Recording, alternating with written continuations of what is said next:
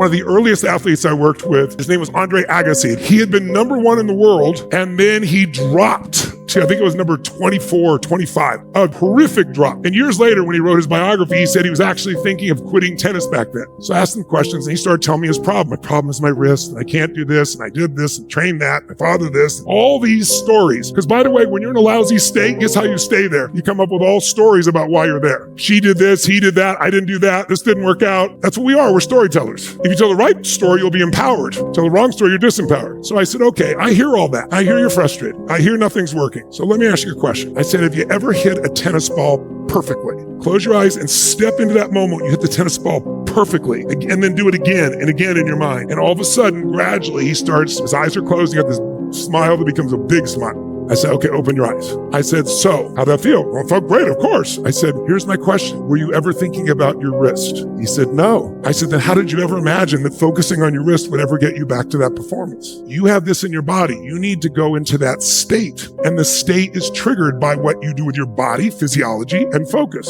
So here's the point. He had the skill, but he wasn't using it because he was in the wrong state.